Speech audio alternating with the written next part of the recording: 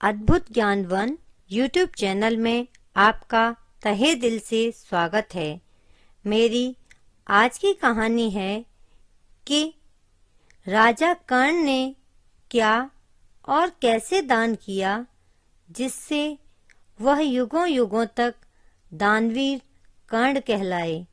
यदि आज की मेरी कहानी आपको अच्छी लगे तो कृपा कर लाइक एंड शेयर करें और मेरे चैनल को सब्सक्राइब करना ना भूलें। पितर पक्ष में दान की कथा।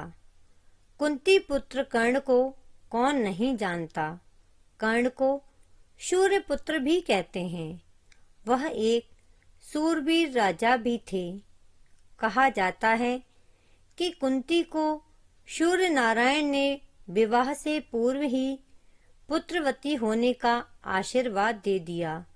अतः कुंती ने विवाह से पूर्व कर्ण को जन्म दिया, लेकिन शायद दुनिया की लोक लाज की वजह से माता कुंती ने जन्म के बाद कर्ण को एक टोकरी में लिटाकर नदी में बहा दिया था। कर्ण सूर्य देव से उत्पन्न हुए थे, अतः सूर्य भगवान की कृपा से उनके जन्म के साथ ही उनके साथ शरीर पर एक रक्षा कवच और कानों में कुंडल भी आए थे।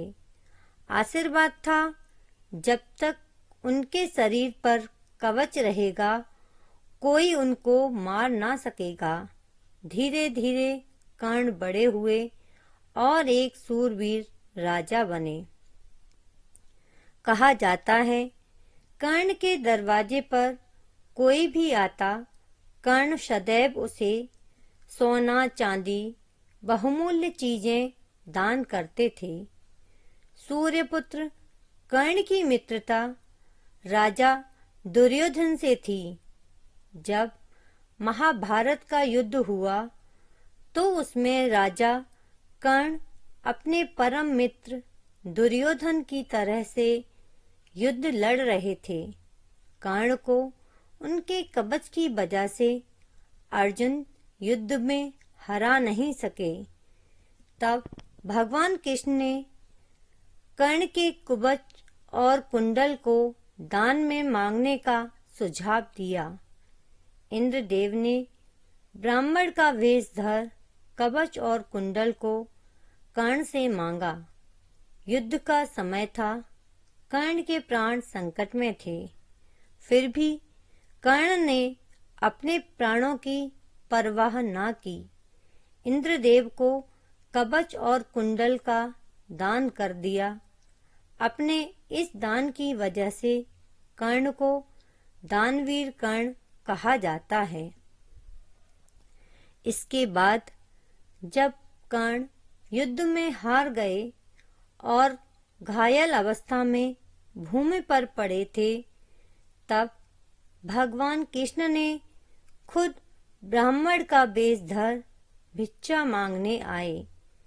तब कर्ण ने अपने सोने के दांत को ही निकालकर उस ब्राह्मण को दिया। ब्राह्मण ने दांत में खून लगा होने के कारण लेने से मना कर दिया। तो कर्ण ने अपने धनुष बाण से धरती से जल निकालकर दांत ब्राह्मण देव को दान कर दिया और हमेशा हमेशा के लिए दानवीर कर्ण के नाम से अमर हो गए। मरने के बाद जब कर्ण स्वर्ग में गए तो उनका बड़े प्रेम से इंद्रदेव ने स्वागत किया, लेकिन जब उनको भोजन दिया गया तो वह एक बड़े से सोने के थाल में अन्न की जगह हीरे मोती जवाहरात इत्यादि परोस दिए गए। कर्ण ने आश्चर्य से इंद्रदेव से पूछा, हे स्वर्गाधिपति, मैं ये सब कैसे खा सकता हूँ? ये खाने की वस्तुएं तो नहीं। तब इंद्रदेव बोले, हे कर्ण, जो मनुष्य पृथ्वी लोक पर जैसे कार्य करता है उसी के अनुसार फल यहाँ स्वर्गलोक में भोगता है। आपने पृथ्वी लोक पर सिर्फ सोना चांदी हीरे मोती आदि बहुमूल्य वस्तुओं का ही दान किया था, अन्न का नहीं। इसलिए आपको यही वस्तुएं खाने को भी दी गईं। आपने अन्न मिठाइयाँ फल कपड़े आदि को तुच्छ वस्तुएं समझकर कभी दान में ना दिया। शायद आप भूल गए कि इस संसार में हर छोटी से छोटी चीज का बराबर का योगदान है। किसी भी चीज का महत्व कम या ज्यादा नहीं। अतः यह सब आपने कभी दान ना की थी, इसलिए अब यह सब आपको कभी भोगने के लिए नहीं मिलेंगी। कर्ण को अपनी भूल का एहसास हो गया था। तब कर्ण इंद्रदेव से बोले, कृपा कर मुझे अपनी भूल सुधारने का सुझाव देने की कृपा करें। इंद्रदेव बोले, मैं तुम्हें पृथ्वी लोक पर 15 दिन के लिए भेज सकता हूँ। इतने दिन में आप अपनी भूल का प्रायश्चित कर सकते हो। तब कर्ण इंद्रदेव को प्रणाम कर पृथ्वी लोक पर लौट आए। उन 15 दिनों में कर्ण ने अन्न फल मिठाइयों कपड़ों आदि का दिन रात दान करते रहे। वह दान करने में इतने व्यस्त रहे कि उनके बाल बहुत बड़े बड़े हो गए थे।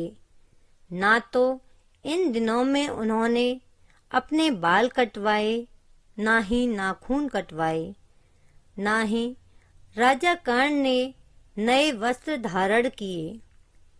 इतना ही नहीं, अपने लिए कोई नया सामान भी ना लिया। वह इन दिनों में इतने व्यस्त रहे कि यह सब करना भूल गए और एक दानवीर राजा बनकर युगों युगों तक अमर रहेंगे। अतः इन्हीं 15 दिनों को श्राद्ध पक्ष के रूप में पितरों को मुक्ति हेतु बनाया गया है और धरती पर मनुष्य अपने पितरों की तृप्ति हेतु भरपूर दान धर्म करते हैं।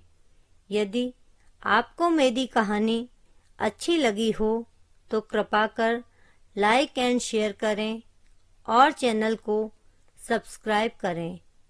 धन्यवाद।